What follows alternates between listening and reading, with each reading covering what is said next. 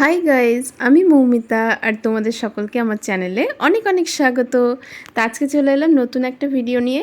তা আজকে তোমাদের সাথে আমি শেয়ার করব আমার সকালবেলার ব্রেকফাস্টের রেসিপি আর তার সাথে বেশ কিছু গল্প। তো চলো আজকে ভিডিও শুরু করে দিই। তা আজ সকালে কি খাবো এই ভাবনা চিন্তা করতেই ভাবলাম আজকে এমন কিছু বানাবো যেটা কিনা অল্প সময়ের মধ্যেও হয়ে যাবে, আবার খেতে বেশ টেস্টিও লাগবে। তো এই ভাবতেই কিন্তু মাথার মধ্যে আমার একটাই মাত্র বুদ্ধি চলে এলো, যেটা কিনা আমার ফেভারিট ফুড। তো আমার কি ফেভারিট ফুড, চলো তোমাদের সাথে দেখিয়ে দিই সেটা। তো আমার এই ফেভারিট ফুড বানানোর জন্য বেশি কিছু কিন্তু প্রয়োজন নেই। ঘরে যা যা সিম্পল টাইপের সবজি থাকবে, এই ধরো আলু, পেঁয়াজ, টমেটো বা ধনেপাতা থাকলে ধনেপাতা, বা যদি তোমার কাছে ক্যাপসিকাম থাকে, গাজর থাকে, এই সমস্ত কিছুই কিন্তু দিতে পারো। তা আমার কাছে আজকে বেশি কোনো সবজি ছিল না, তো সিম্পলি আমি টমেটো, পেঁয়াজ আর আলু আর একটু লঙ্কা আর তার সাথে কিন্তু ডিম নিয়ে নিয়েছি।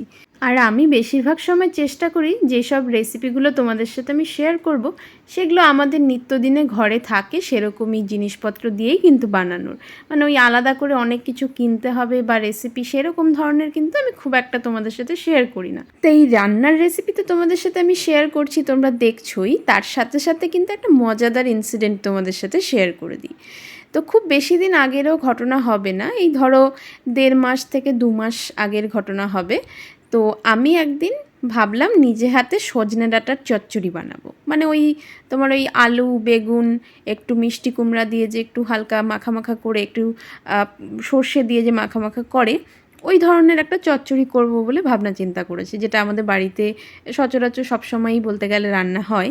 তো আমি সজনা ডাঁটা মা বাবাকে কাটতে তো দেখেছি, বাট কখনো না অত ডিটেলসে দেখিনি যে কিভাবে কাটে, কিভাবে কাটতে হয়, এতটাও কখনো খেয়াল করিনি। শুধু কেটেছে, রান্না করেছে, এরকমটাই দেখেছি, নিজে হাতে কখনো সজনে ডাঁটা কাটিনি। তো রান্নার মশলা টশলা কিন্তু বাবা সব রেডি করে দিয়েছিল।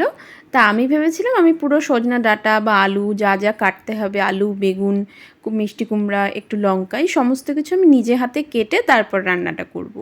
তো সেই মতো করে আমি চলে গেছিলাম কাজ করতে। তো সেদিন অবশ্য আমি বটি দিয়ে কাটতে শুরু করেছিলাম, কারণ সজনে ডাঁটা আবার বটি দিয়ে কাটতেই কিন্তু সুবিধা হয়। তো আমি কাটতে বসেছি, যেরকম সাইজে কাটে সেই মতন করেই কিন্তু আমি সজনে ডাঁটা কাটা শুরু করেছি। কেটে টেটে সুন্দর করে রান্নাও করে ফেলেছি, আর খেতেও কিন্তু বেশ ভালো হয়েছিল, কারণ আমাকে মা বাবা যেভাবে রান্না করে সেই মতন ইনস্ট্রাকশন দিয়েছিল, আর আমি সত্যি সেই মতন করে রান্না করেছি, সত্যি রান্নাটা কিন্তু বেশ ভালো হয়েছিল। তো তারপর সজনেটা খাওয়ার পরে সবাই বলছে সজনে রান্নাটা তো বেশ ভালো হয়েছে, তবে কেন যেন তিতা তিতা লাগছে। তো আমি নিজেও মুখে দিয়ে দেখছি সত্যি তো ভীষণ তিতা তিতা লাগছে। তো এই সম্বন্ধে আমার না কোনো আইডিয়াই ছিল না যে সজনে ডাঁটা আবার তিতাও হয়। তো ব্যাপারটা হয়েছে যেটা, সজনে ডাঁটাটা তিতা না, আমি সজনে কেটেছি কিন্তু সজনের ছালই ছাড়াইনি। তো সজনের যে আবার ছাল ছাড়াতে হয়, সত্যি বলছি আমার এতদিন ধরে, আমি এত বছর ধরে সজনে ডাঁটা খেয়েছি, আমি এত ভালোবাসি, কিন্তু আমার এই ব্যাপারে সত্যিই জানা ছিল না যে আবার সজনে ডাঁটার ছাল ছাড়াতে হবে, তারপর রান্না করতে হবে। তা সেই দিনের মতন তো সজনে ডাঁটাটা আমাদের একেবারে খারাপই হয়ে গেল। রান্না স্বাদ হলে কী হবে, ওই তেতো তেতো সজনে ডাঁটা কিন্তু একদম খাওয়া যায় না, আর আমি তো তেতো খেতে একদমই ভালোবাসি না।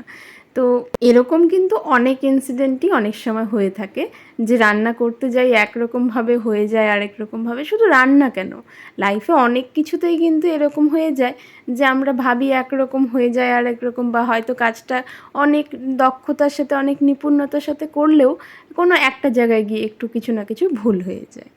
তো যাই হোক, আজকে যে আমি তোমাদের সাথে রেসিপিটা শেয়ার করলাম, তোমরা এতক্ষণ দেখতে পারলে, সেটা নিশ্চয়ই এতক্ষণে বুঝে গেছো, এটা ছিল আমার ফেভারিট ভাত ভাজা। তো অনেকে এটাকে কিন্তু ফ্রাইড রাইস বলে, বা অনেকে চাইনিজ ফ্রাইড রাইস বলে থাকে। তবে আমি কিন্তু এটাকে, মানে যেটা আমাদের সাবেক বাঙালিয়ানায় খায়, অনেকে কিন্তু এটা বাসি ভাত দিয়ে খায়, তবে আমি বেশিরভাগ সময় যখনই খেয়েছি তখন আমি কিন্তু ফ্রেশ ভাত দিয়েই খাই, যেহেতু আমাদের সকাল সকাল ভাত রান্না হয়ে যায়, তো সেই কারণে আমি কিন্তু ফ্রেশ ভাত দিয়েই খাই। তা আমার ভীষণ ভীষণ ভালো লাগে এই ভাত ভাজা, বা তুমি ফ্রাইড রাইস বললে বলতে পারো, যেটাই বলো না কেন, মানে এটা আমার সকালবেলায় খেতে কিন্তু ভীষণ ভালো লাগে। এছাড়া কিন্তু আমি ভাত সকালবেলা একটু কমই খাই, তোমাদেরকে আগেও বলেছি। তবে এই ভাত ভাজা করলে কিন্তু আমার আর কিচ্ছু লাগে না, সেই দিন কিন্তু আমি এটা দিয়েই খেয়ে নিতে পারি। ইভেন আমি এতটাই ভালোবাসি যে শুধু সকালে কেন, দুপুরে রাতে আমাকে যদি 3 বেলাই ভাত ভাজা খেতে দাও, আমি সেটা দিয়েও কিন্তু চালিয়ে দিতে পারি। তবে ভাত ভাজা কিন্তু বেশি খাওয়াটাও খুব একটা ভালো না, কারণ তেল অনেকটা বেশি কনজিউম হয়ে যায়। তবে আমি বসে কিন্তু সকালবেলায় আজকের মতন এই ব্রেকফাস্টটাই করে নিলাম, আর আমার এত ভালো লেগেছে যে তোমাদের সাথে কি বলবো। তো চলো আমি আমার খাওয়াটা পুরোটা কমপ্লিট করি। আর আমার আজকের ভিডিও এই পর্যন্তই। আশা করি তোমাদের আজকের ভিডিও ভালো লেগেছে। যদি ভিডিওটা ভালো লাগে তাহলে লাইক করে দিও, চ্যানেলটাকে সাবস্ক্রাইব করে দিও। তো দেখা হচ্ছে নেক্সট ভিডিওতে, ততক্ষণের জন্য বাই বাই।